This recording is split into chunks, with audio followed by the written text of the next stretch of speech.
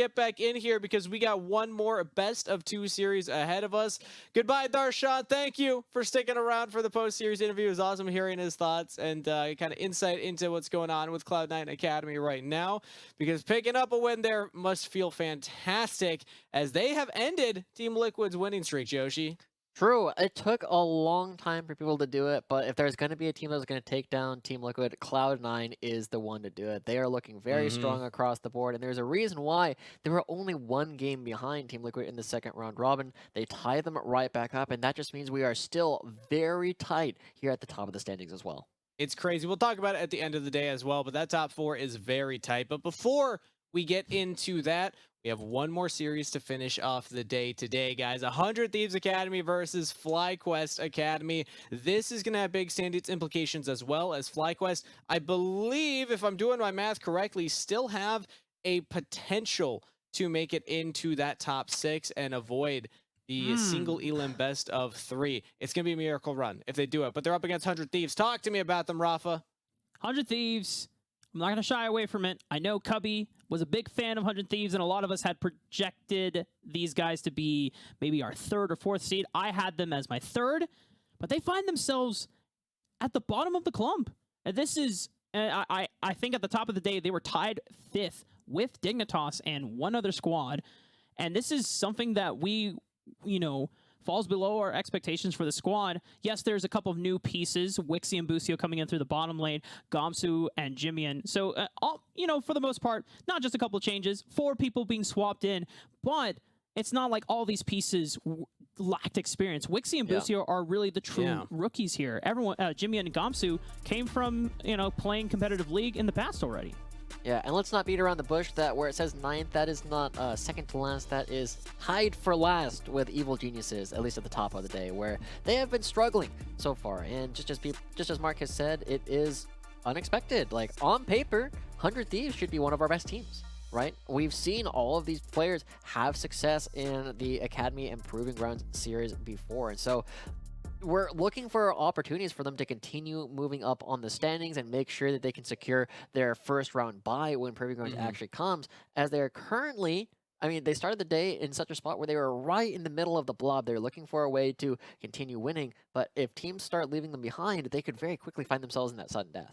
And because Dignitas picked up a game earlier today, 100 Thieves are now technically behind them and no longer in that 6th place spot. And actually, now that I am checking it, that does mean the FlyQuest could not make it in. Their miracle run required Dignitas and 100 Thieves to lose out the rest of the split. So FlyQuest will be looking to maybe play kind of upset here, as it were, get some extra reps and some extra wins in under their belt, because we know that this is a team that has taken games off of top teams. Even teams like Golden Guardians and CLG have struggled against FlyQuest in the past. It's just FlyQuest have struggled to get the consistency themselves to string together enough wins to put themselves higher up in the standings. Now, I want to double check that. I want to get somebody to confirm that math, because I think technically if FlyQuest win everything, they can tie Dignitas, and then it goes to tiebreakers where they might still not make it anyway. But it's a 4-game difference, right? But Dignitas play 100 Thieves later, so that would require 100 Thieves to 2-0 Dignitas, which means 100 Thieves would then have too many wins. So it is unfortunate, just based on the scheduling, FlyQuest is out of top 6 contention. That does make sense. Well, I'm sorry, Philip. I tried to come in here to give you the last little bit that we could, but it is a situation where it does sound like FlyQuest are mathematically eliminated from the top 6, meaning they will play for the sudden death, and 100 Thieves trying to avoid the exact same fate. And I gotta say, let's talk about FlyQuest. I want to dive into how they've been playing, because they will still have a best of 3. They're going to be in play-ins for Proving Grounds, so they're at the event. How are they going to get those wins, and how have they been getting their wins so far, Joshi? Yeah, so as we look back towards the beginning of the split, FlyQuest was looking really rough. There was not a whole lot that we could really point to on FlyQuest. Philip had a couple of good games. Toma and Diamond were looking pretty decent in the middle of the season, but the player that was really not there and has had a huge glow up in the second round robin, Yuji, right? His ability to play a lot of new champions, his ability to go for all kinds of different strategies, and the patience that we've been seeing on things like the Jarvan. Do you have one? Is it this side? Yeah, there we go. The Kiana. That's the one, everybody. That's the big one.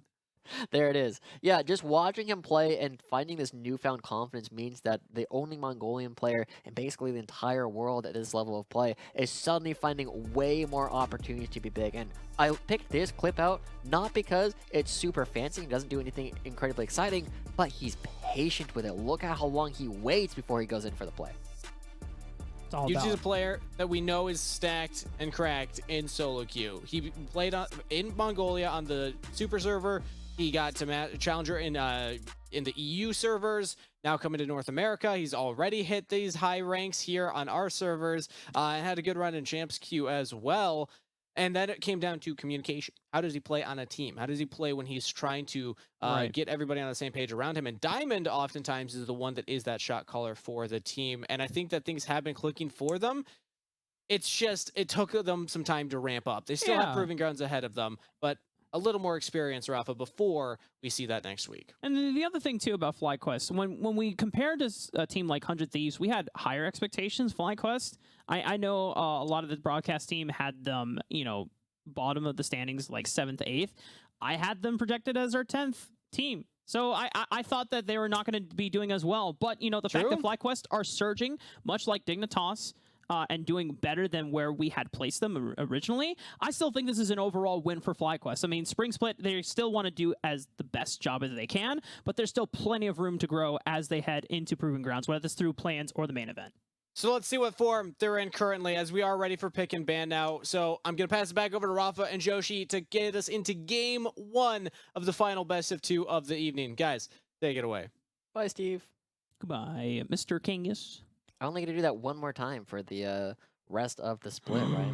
So we are very quickly running out of opportunities to do that, but it is going to be 100 Thieves and FlyQuest taking the rift here very shortly, and it's a very different energy coming through, right? We had our big one. We had our slobber knocker coming through, but this is where we can see how these players are going to be doing. Is the upswing from FlyQuest going to be enough to take down 100 Thieves? Is 100 Thieves going to be able to turn around their current last place in the second round robin style of play? What are we going to be seeing from these two teams, and what kind of form will they be having going into Proving Grounds? Well, Josh, I don't think we're gonna see it, but I have See what? I have my Z signal on my other monitor currently up. So I'm Currently flashing. I'm hoping. Yuji, please, if you can hear me, brother, I need the Z. Is that I you know what? If FlyQuest don't care about standings, and if Kangas, what he said is true, is that they're already out of being able to qualify for the main event, and they have to play through plans, please, just one time, I just want the Z. Please give me the Z pop off. we'll see. I'd be so I mean, happy, bro. I feel like this might be the opportunity to do it, right? Because FlyQuest, if they're already out, they don't necessarily have an easy end of the schedule either. They go up against Cloud9 tomorrow, so they, if they're going to have a for-fun game, it's either going to be this series or the one that they're playing up against Cloud9. Coming up very soon, but for now, I feel like they still need to play. I want to see them continue to improve. They need to have some more opportunities to do exciting things, and hey, can't be upset with Lee Sin. I can't, but I'm still kind of sad. I just want Zed, bro. What if it's for Philip? for... It's not for Philip, but what if it was? Josh, don't give me hope, man. Because now I'm gonna hope for it. I'm gonna be disappointed, but it's okay. You know what? Lee Sin, still an exciting champion to watch. You have agency to do some crazy stuff in the early game, but Kenvi Ooh. is pulling out the classic Lee Sin counter in the Rek'Sai. Yeah. So, Mark, do you want to tell us what the classic interaction is that makes Rek'Sai so good into Lee Sin? Dude, if Lee Sin tries to walk up to you and he throws out Sonic Wave and he dashes onto you, which is a majority of his damage, you just have to point and click the Lee Sin, because you knock him and you interrupt the second part of his damage, which is the important part. And then you pretty much match him blow for blow in terms of auto attacks, and Lee Sin then has to be careful about how he disengages, because you can still technically follow with Tunnel.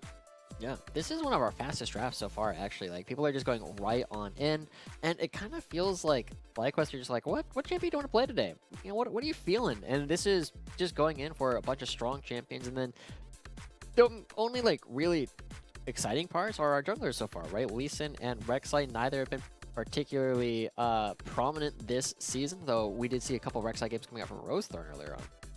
Now, big thing to note here, Josh. I'll hand it back to you. Noting. Yuji playing Lee Sin, you know, I like it when he is feeling confident and can go for champions that give him a lot of agency to make plays in the early game. But you're also comboing that with something like an Ahri. And I know it's not necessarily the same game, but, you know, over in Wild Rift, Lee Sin and Ahri has been a huge combo where you just make plays after plays as soon as you get your ultimates, right? Spirit Rush plus the lethality that Lee Sin brings to the table, that's what I want to see from FlyQuest. And the fact that it's coming from the youngest members on the squad is a big hero building moment for these two players. Yeah, I'm really excited to see how UG and Spyrex navigate this upcoming matchup because they have a lot of ability to focus down a single target and a lot of burst between the two champions that they are playing. But the people that I always look at when we're paying attention to FlyQuest in terms of people who I expect to be playing pretty decently, Tomo and Diamond, the longest tenured veterans on this roster. Diamond really had a big blow up when he started bringing the Blitzcrank and started getting some of the confidence back that we were missing early on in the season. And if he goes for that, you know, it's not bad into the Nautilus, and it also just creates a lot of pressure. It's this constant X factor that you have on your team. And I know Cubby is a big fan of the Thresh still being available for Diamond, as he is very much a big proponent of the Thresh side of the matchup against Nautilus these days, because he's talked a lot about how now there is counterplay, and everyone that has played Thresh to an exceptional level knows how to interact with the Dredge line.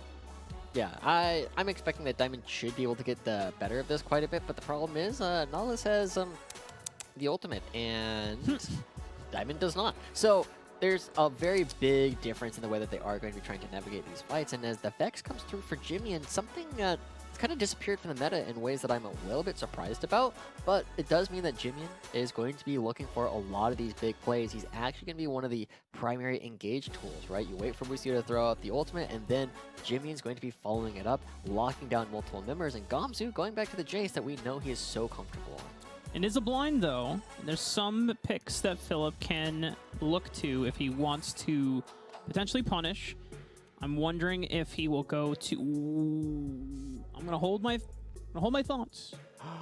This would give them some very needed primary engage. It didn't necessarily work out for Dignitas last time because Concept's Tryndamere was so damn hard to maintain. But FlyQuest are going to believe in Philip's ability to pilot the Rock Monster and handle Gamsu and make those plays happen in the mid game. Yeah, the difference between this matchup and the Tryndamere matchup is that Philip actually does have solo kill threat during the mid game, right? When Philip is between like level 6 and 9 in particular, he actually has a lot of opportunities to look for solo kills onto Jace, especially before the Eclipse is completed. So I would not be surprised if we saw a lot of fighting going on in this game. Both teams are here with something to prove, and it's not necessarily about the standings for FlyQuest. They just want to get good practice, they want to have good games, they want to show that they can play clean, but they also want to come out here and have some fun. If you can get some highlight montages, that's a great way for the community to start building up and be like, holy crap, this guy's sick. Man, if you wanted highlight montages on where's the Zed jungle? Come on, man. Man, I don't know if we're getting that one. One day, Josh. One day, UG will pull out Zed, and the irony is going to be that I'm not going to be You're there not going to be casting witness it. it. Oh, No. man. I can't already wait know for him what's to gonna play it like a happen. bunch of times in Proving Grounds on every game that you're specifically not casting. You know, every game that, you know, Cubby or Magical is casting, or some of our other surprise guests will be casting, they're going to get to cast all the UGZ games. Surprise casters. Surprise casters. That's right. We do also have a surprise tomorrow. Yeah. Oh. It's very true. So make sure you're staying tuned. And if you've been enjoying both broadcasts on, you know, the Academy League as well as over in Unified, and you like those casters, well, I've said too much already. Said too much. Spoilers. Can't believe. Can't believe that you're I've done spoiling this. everything coming through, but we are. I'm worse I than don't know Tom about you, Holland but at spoilers. I'm feeling a bit more relaxed for this series than I was for the T9 TLC9 games that we were having before. T9. You know. I mean, that is Team Liquid and Cloud9 put together, right? T9. Isn't It's that like a a name drink. of a Dota invitation? Oh, no, that's TI. TI. Close. They do have the same vowel sounds. But as we go into this one again, this is not the same kind of slobber knockers going through. So don't expect the same kind of clean play that's going to be happening. It is going to be a little bit messier. But that's what we're here about. These players are here to learn. They're here to showcase what they have learned. And as it gets better, this is like the piano recitals, right? As people get better and better, you will get more and more clean-sounding music. But for now, man, that's gonna sound really rude. But I was gonna say you gotta listen to some hot cross buns. Every recital's got one, right? Either the hot cross buns or the like Mary Had a Little Lamb. Sometimes Jingle Bells if it's Christmas time. Yep. Some players sometimes have to bring in some of the basic stuff to show that they've got the fundamentals down in Fives competitive play. Obviously, the players that are being brought in here show a lot of mechanical skill from solo queue, but it's all about making sure that the Fives lines up. And notice this.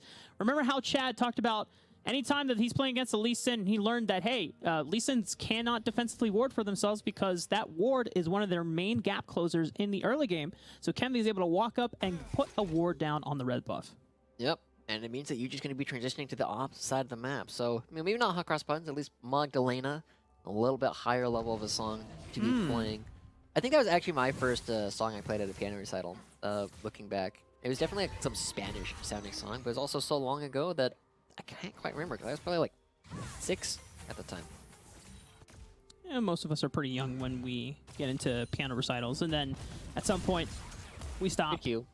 Or some of us become prodigies, no big deal. It's definitely not either of us. NBD. Yeah, definitely not me. But it's definitely a position right now where you're noticing that there's a lot of early game pressure coming through from the side of 100 Thieves, and just as we saw, Diamond, good usage of FLYA. You typically actually want to do it the other direction so that you don't take the same kind of crowd control, and you can actually trade back. So by knocking Busio away, it's a little bit slower, so you might not get out in time because the direction the FLYA is going, but also you can't really hit your opponent like when they do that, and so they kind of get the free damage coming through. And still props to this bot lane and Diamond, because this is a dredge line from Fog of War. They were anticipating it, and Diamond's just waiting, making sure that he is body blocking and allowing Tomo to still freely hit after the primary cooldown is gone. Kenvi, after full clearing his top side, knows that Yuji is on the top side of the map, is going to look for the invade aggressively. Yuji forced to get over the wall with the ward hop, and Kenvi should be able to guarantee this because now he has smite, and my dog is apparently pissed off about the invade. Yeah, I don't blame him. If I was Choco, I would be upset for Yuji too, right? That was my red buff. What are you going to do about it? So, they're going to go mid lane, looks like. Now, Busio looking for the angle here. Spyrex going to have to wait to see how he flashes this charm, but it's his flash in the end that is the price. And it is going to be Spyrex pushed off of this. Jimmy immediately walking up, making sure that Spyrex can't do anything. So this is good stuff from 100 Thieves, right? We haven't necessarily been seeing this proactivity coming out from them, but good roaming time. Tick. Yep.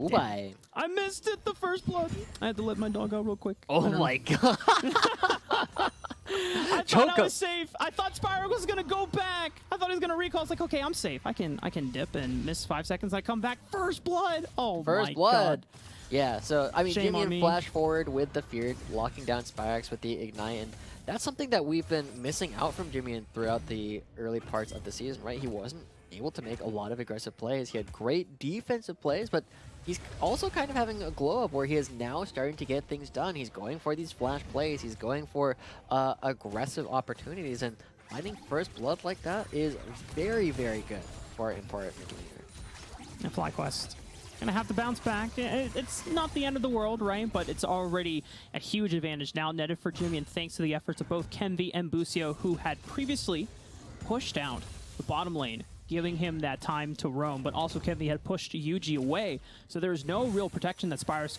could look to depend on for the reliability. And when we talked about how this Lee Sin Ahri combo has to come alive in the mid game and explode looking for those picks, this is one way to decelerate it.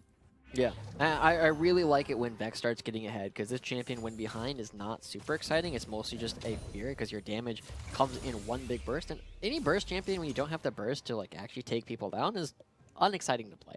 And Jimian on this reset champion is just trying to get Wixie set up the first time, but now look at this, there's no vision, and FlyQuest bottom lane is here.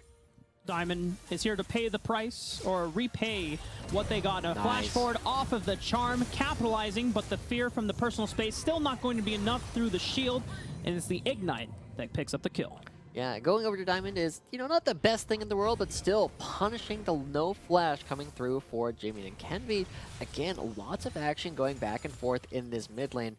But as we see Spyrex and Jamian starting to get to level 6, expect to see more solo kills. Expect to see a bit more roaming coming out from these champions. But Yuji gonna run into no, Kenvi. not again. Kenvi finds himself here. Yuji still has Sonic Wave, so he can follow over the wall. Forced to use the Smite so he can get some extra healing, but Kenvi is still pushing him out. And note here, he is a level down Yuji, but he knows that he still has the strength to fight Yuji. Yeah, especially if he gets the jump on him, right? If you are the first one to fight in the Rek'Sai Lee Sin, you're always going to be winning that matchup. And Kenvi, we were missing a lot of this aggressive play as well. It felt like throughout a lot of the second half of the season, he had just kind of sat around, waited for things to happen. But this time he is forcing plays and putting Yuji in an awkward position. He's just not quite able to convert the current lethality lead that he has into an actual kill yet. And it's one of those things where when we were coming into this matchup, looking at Yuji in terms of big kind of landmarks to overcome, milestones in terms of junglers that he has to face. Kenvi was one of them, right? But when we were getting ready for this prep, hold up, Spyrex making the play, level 6. Yuji still not level 6 quite yet.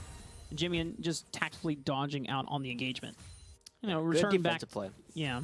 But returning to Kenvi and Yuji, right? And Kenvi, as you mentioned before, we had so much hype around this guy when he made his explosive premiere on Academy pretty much towards the end of the summer of 2020 when he got promoted from 100 Thieves next and contract got moved up to the LCS main squad. And Kenvi made a huge name for himself. And some of the performances this split has been, quite subpar compared to what we want. And Kenvi is back, baby. He wants to make plays with Jimian. The fear comes on to Spyrex. No flash, no spirit rush from before. And now Kenvi is on the board. Yeah, he's coming into the mid lane. Again, we were seeing a lot of explosions in this mid part of the game when both of them are level 6, looking for opportunities, and it is going to be 100 Thieves grabbing a kill this time for Kenvi. And again, we're seeing like a very steady map, right? There's mostly just these explosions happening in the mid lane, and Spyrex and Jimmy both fighting and as though they have something to prove. But I'm going to be paying a lot more attention now towards the top side of the map, because this matchup for Jace is supposed to be bad, and it's supposed to be bad mostly because of this part of the game. And a couple of levels before, where Philip now can just start throwing out Qs repeatedly to hit Gamsu, get him low, and you do that a couple of times, and Gamsu is suddenly at risk of dying, so don't be surprised if Yuji also comes up top in order to try and put Gamsu behind. And even though, Philip, this tier won't be completed onto an item anytime soon, it's going to give him just enough of a pool to continue chipping away at Gamsu, getting him ready for that moment where he reaches lethal, if anyone is the card player in the chat. And then you can just all in with the Unstoppable Force. And the priority that has been gained by Philip on the top side, even though Yuji has been pushed out of his jungle multiple times, he can still go for this Rift Herald play at 8 minutes. Yeah, just uncontested, right? And I feel like Yuji is, despite the fact that he's been pushed out of his topside jungle multiple times by Kenvi, the fact that he is still equal in CS, the fact that he is still getting things done on the map is a testament to how much better of a player this guy has become and how resilient we have been seeing his mindset over the past couple of months grow. He is currently, again, looking for opportunities to play, and he knows that he should be a bit more relevant than the Rek'Sai later in the game, so he doesn't feel as pressured to make all these plays. Just make sure he doesn't fall too far behind. Yeah, the nice thing about, we don't get to say this often about Lee Sin compared to the rest of the junglers in this landscape and meta with things like Udyr and Hecarim running around. But this is one of the times where Dragon's Rage is going to be a tool that is useful at all stages of the game versus something like Void Rush, because Void Rush, in terms of damage, falls off as soon as everyone starts building resistances. If you don't find the backline carry with that, you're not taking anyone out. True. And there's obviously a big Malphite, the elephant in the room, the giant rock, where you're not going to be able to take this guy down super easily across the map. What is this song? Rock Monster. Well, it's actually Rock Lobster, but, It's been a while since I've heard that song as well, but look at this, another 2v2 brewing in the mid lane. Two ships passing in the night, just making their trajectory towards the bottom side of the map. No one has really gone for this Dragon Goid yet, because both 100 Thieves, even though they've mainly had priority in this bottom lane against Tomo and Diamond, at least for the past few minutes, they've never used it to go for a Dragon play. They've used it to affect mid lane, right? That's why Spyrex has been the subject of 2 deaths. But now, for the first time, 100 Thieves have an opportunity to go for it. Yeah, and props to FlyQuest bottom lane as well. Tomo and Diamond, the veterans, some of the main shot callers for the team. They are ahead, right? You know, it's a small lead, but 2 waves is nothing to scoff at, as they are able to come up and see if there are any stragglers. Maybe try and find some exit frags. But FlyQuest a little bit slow to the play, and even bringing Philip down from the top lane is kind of a lot of commitment, a little bit too slow. Philip, unfortunately, did not have teleport. And even though it's not Unleashed teleport, maybe he could have... Nah, I'm just going to see that point. Nope. Nah. Yep, too slow. It's okay. Slow. But Philip can go back to top lane, pick up this wave. He is slightly down in CS, but the nice thing about Malphite, you know, as long as you're not horrifically down bad in terms of CS, you're keeping somewhat even. You're going to have utility, you have engage, and a lot of your items are relatively cheap compared to what Jace wants to build. Yeah. I also want to point something out for all of our Twitch chatters who are just like, why is Philip behind at this point in the game? Well, when you get to this level of play, even though Malphite is quote-unquote this easy champ, he's not actually easy to play in competitive, right? It's part of why, you know, Mark, you know this, like, I kind of refuse to play this champion in Thieves because I don't know the matchups. I don't know how to play this champion very well. I don't know my limits. And when you don't know that, you're just ineffective as a champion most of the time. And we're kind of seeing that right now. I don't think I've ever seen Philip play Malphite before. Right? It's not a champion that you can just plug and play and be like, oh, you should be able to solo kill Jace. Like, yes, you can do that in your silver and gold games, but these guys are all Challenger Plus. They have been playing Jace for years, and most of them have maybe put a dozen games on Malphite in that same time. Oh, hold up. Diamond might have to flash this one, buddy. Oh, but the flash, you can't just flash in a straight line. That's the mark for Busio to just sink him down into the dead zone. It's 2 kills for Kenby. 2 kills. And again, another small lead coming through as 100 Thieves are being a little bit more proactive this game than they have been against most other teams. Diamond falling also means that the rest of his team is in a bit of an awkward position. Jinx comes top lane. Are they going to take this? Kenby just flashing right on top of Tomo. Nice Dragon's Rage kicks him away, but the Void Rush is still available. Tomo flashes away from it, and the shutdown is for Yuji this time around. And they've able to distance themselves away from Busio and Wixie. No revenge kill available. Yuji, he finds one more Sonic Wave. I don't imagine he would take it. He's still got to be playing cautiously here, but nice response for FlyQuest. Yeah, good turnaround right there, just having all the damage necessary, and we get to see Kenby on this Rek'Sai. If you don't get that first entry onto the AD carry, there's not a whole lot of ways back in. Look for Jimmy. Oh, here we go. Big base boot, but the flash from Jimmian dodges out on the unstoppable force, and Philip, unfortunately, does not find the knockup. And again, Jimmian, I've always been impressed with his defensive play. He doesn't go down unnecessarily very often. He's constantly able to dodge out from all these skill shots, and dodging the charm, flashing the ult means that he is able to stay alive in a pretty brutal spot here. But now Philip comes down to the bottom lane. He doesn't have any real threat going up against Jace, and Gamsu can continue bullying him around, take more plates, and I have to imagine that the gold lead for Gamsu is starting to stack up. He's gotten at least 1 plate top lane. It looks like he got 2 bottom lane as well. So the CS lead plus the gold from the plates, yeah, it's giving him a 1,300 gold lead. Gamsu is quite fed at this point.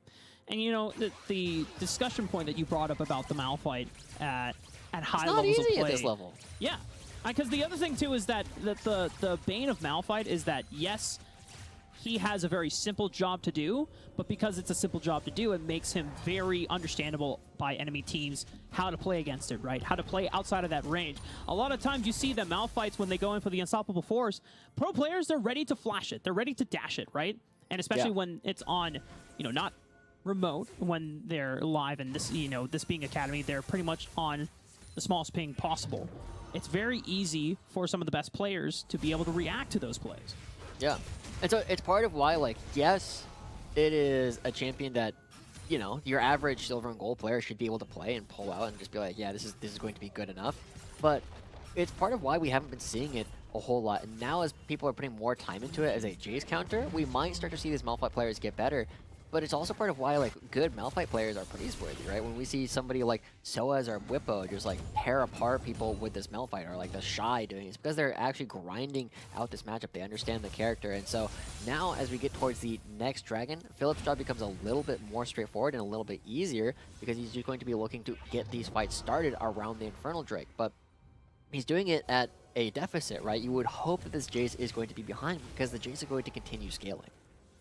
FlyQuest have to hope that they can play off of important cooldowns like the flash of the main backline for 100 Thieves Academy, because that is when you can guarantee that unstoppable force connecting onto the backline. FlyQuest have been proposed with a question from 100 Thieves. They say, hey, do you want to contest us at the Rift Herald?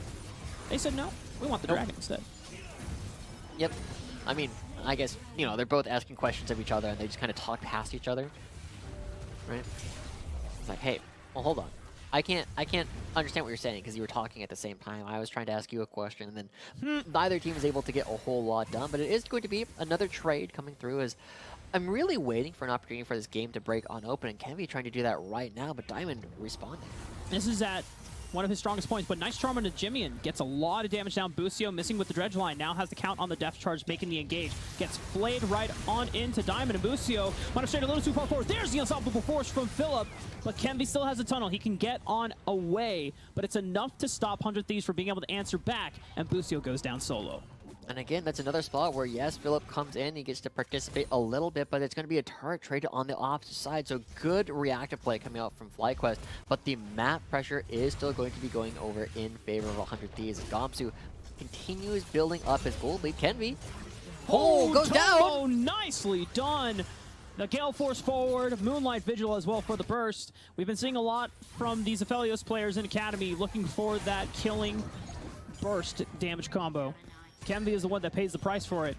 And as we were saying before, you know, this is the point of the game where Rek'Sai is going to be the strongest because no one has really stacked up enough armor to cancel out the lethality that Kenvi is packing with the Prowler's Claw and some of the other items. But now, that next item usually turns out to be an Edge of Night, and it's a far more defensive lethality item. And from then on, it's like, Kenvi can't really build more damage that allows him to just consistently one-shot targets, right? Yeah. It comes down to precision and execution.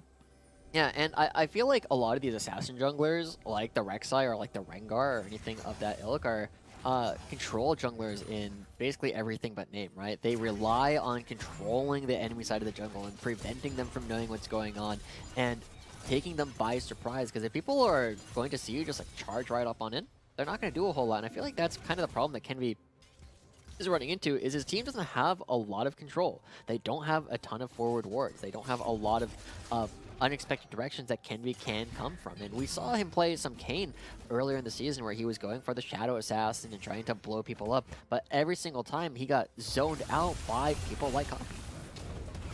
Gamsu going in for a big heavy trade, but Philip, thanks to the Frozen Heart and the steel-plated caps, it's a lot of damage that actually mitigates for Gamsu. Decently Kenvi trading back out. Oh, Kenvi locking down Spirax, forcing him to use the Spirit Rush. It's going to be important now that it looks like this next skirmish that 100 Thieves and FlyQuest were about to get into, Spirax will now be down in ultimate.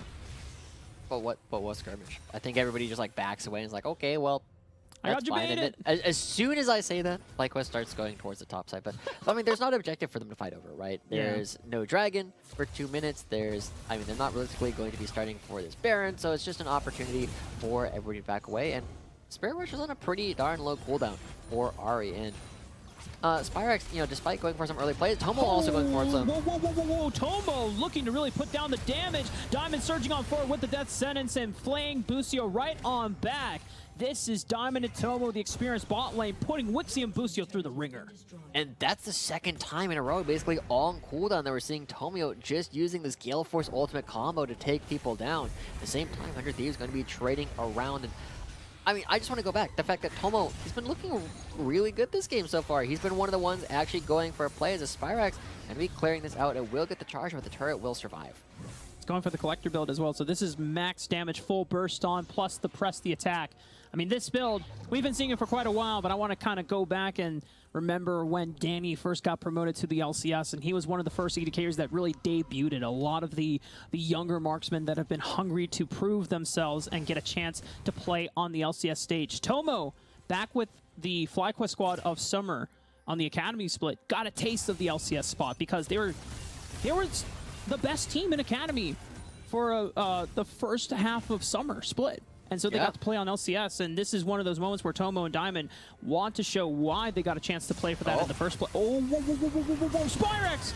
The Dark Passage doesn't come through in time. Spyrax didn't get a chance to click on it, and now Diamond might be paying this in for it, but Tomo looks to salvage it. Flashing forward onto Wixie. He's got red and white guns, so he's forced Wixie out of the fight, and Yuji comes in with a cleanup. Philip is also there. He'd already gotten the great knockup. It's a double for Yuji, and look at this. They lost out on Spyrax, but it is FlyQuest that clean up the rest of the fight for an ace. Yeah, 100 Thieves try and find an aggressive play, but they get it turned around, and now Tomo, Yuji, Philip going to be able to pick up the Baron for themselves, and this is what we were looking to see from Yuji. This is what we were looking to see from Tomo as well, stepping up and making these fights happen. So even though Spyrax gets caught out, it happens too slowly. Tomo is able to come around. I just love the way that he's able to focus down one target. When you have both this red and white gun, like you said, you just do so much damage at close range. Nobody can really match it, and we're seeing this Rek'Sai is starting to fall off. It's not able to hit the targets that it wants to. It's not able to get the damage down. And when you're starting to run into this rock, all of these physical damage champions are just crying because they don't have anything that they can do.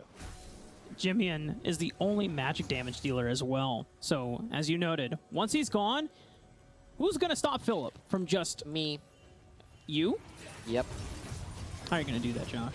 I haven't figured it out yet, but I'm going to do it. Aren't you the Philip fan? Why would you want to stop him? I haven't figured that out yet. Okay. But I'm going to do it.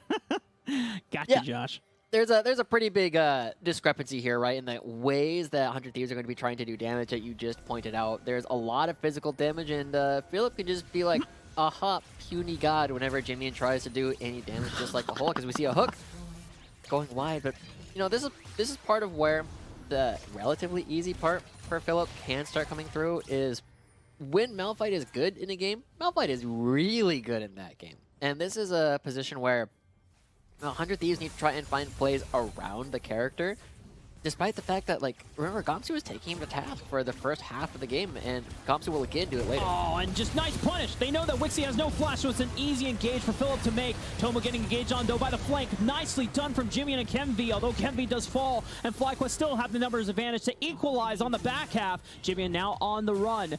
Baron has already been taken down by FlyQuest as they are making great use of the buff towards the mid lane. And now Spyrax and Diamond just making sure that Jimian, even if they can't necessarily kill him, they are delaying his time to go down, but they want the kill. Spyrax flashing forward. Now it's 4 members gone for 100 Thieves, and FlyQuest still going through with this siege and coming through the mid lane. Yeah, 100 Thieves are very quickly running into that issue just kind of across the board as the Death's Dance is also completed. How do they kill anybody on FlyQuest? Wixie needs to be really strong, and unfortunately, as you said, kind of taken to task by the relative boomers of Tomo and Diamond is just going in. Philip just gets him. And the only thing that makes this fight not a total disaster for the members of 100 Thieves is the fact that they are able to turn things around onto Tomo. They take down the designated objective hitter, and he's not able to take down a whole bunch of objectives. So at least they're getting a little bit back, but we're starting to see a lot of the traditional issues that we've been seeing with 100 Thieves get punished by FlyQuest, and that is 100 Thieves aren't going for things, right? They're not trying to create pressure. They're not taking over the jungle. Kemvi tried to invade Yuji a couple of times, but was not able to convert it into anything further. And they're just getting picked off piecemeal while they wait for FlyQuest to start the fights. Yeah, a couple big key players here that have been so crucial for FlyQuest to bounce back, right? You talked before about Tomo and Diamond. They maintained that advantage in the bottom lane, and Tomo did not want to be a passenger in this game. He clearly made use of the farm and the gold and the stats that he accumulated over Wixie and Busio to say, hey, you know what? I'm very lethal on this FLYA. I'm going to Gale Force forward. I'm going to look for assassination combos with the Moonlight Vigil, try to take out Wixie and Busio. That spirals some mid-game advantages for FlyQuest, but also Yuji, despite being pushed out by Kemvi, who has been in Academy far longer, has been able to hold his own, and now he is doing plays like this, where he combos with Tomo, they pick out Jimian, they still have this push on the top side of the map, and Philip, I think he's fine, right? He should just be able to walk out. He might have to ult out, but he's fine. Still fine. Yeah, I mean, Kemvi can go for this. It doesn't matter. He shouldn't have the damage. You know what's not fine? Their base right now. Yuji Still doesn't have Dragon's Rage, but he forces the flat, or not necessarily the flash, the Gale Force out of Wixen, but it's just Spyrax who finds the opportunity to Spirit Rush forward, cleans it up. That's the inhibitor down 400 Thieves. FlyQuest. Are they going to push for more? It still can be. And Philip, he still has Unstoppable Force. He's teleporting in. They're protecting this minion wave. Nexus Turret 1 will fall. Don't tell me FlyQuest are just going to end this swiftly against 100 Thieves Academy, but they just might do it. Philip with the Unstoppable Force. It's dodged up by a Gomsu Flash, but he still goes down. The rest of FlyQuest. Look how well this team has evolved, and they've improved over the split. They take a game off of 100 Thieves. Triple kill coming through for FlyQuest. So even as they are guaranteed to go to the sudden death round, they're still looking to fire back, still looking to beat up on teams higher in the standings than them. And we do see FlyQuest taking game one here in a very, very solid fashion, right? Every single person was able to kind of do what they needed to do, but the real conductor of this train, he's not a passenger. It was Tomo the entire way through, using the Gale Force ult on cooldown, taking down Jimmy and taking down Wixie, and just preventing any opportunities for 100 Thieves to try and make plays happen. And this was something that we had been asking for Tomo for a majority of the split. There's moments where he did step up, and there's some other weeks where we're like, yo, Tomo and Diamond, what is happening? You guys are the most experienced players, and yet, you know, you guys are kind of falling by the wayside. You're not pulling your own weight. But this week, that's definitely not the case here for Tomo. Great performance from him, as, you know, we were kind of looking to see. But also, Yuji, deathless on that Lee Sin game. I know it's not the Zed, and I'm maybe hoping that it's one of those reward things. Like, okay, Yuji, you played well in the Lee Sin. We'll let you have one Zed game. Please, just let that be the copium for me so that I can see some fantastic Shadow Ninja clone jutsu going on in the Rift right now. Please, Josh. Can you tell me that is what we're going to get? I'll cross my fingers for you, Mark. I'll knock on wood, make sure that we can do everything we can to get ourselves into a spot where Yuji can play the Zed for you. I hope it can happen, but we also saw it, right? Like, he got invaded a lot by Kenvi. He resisted a lot of those invades. He didn't go down, and as you said, ended up deathless in a pretty brutal counter matchup. So he was just constantly able to navigate these fights, and while he wasn't, you know, the big playmaker that Tomo was in this game, he was constantly in the right place at the right time in order to make these fights happen in their favor. Well, you know what that means, Josh. It's time to send it a break. And when we come back, Kangas is once again going to be on deck with us in our post-game halftime show.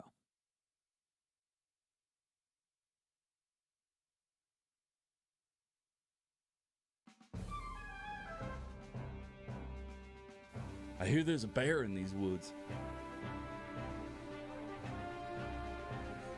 Gotta be real careful when dealing with bears. I would know, wrangling the academy wilds and all. Let's go see what else we can find. I hear there's a wise man to go see.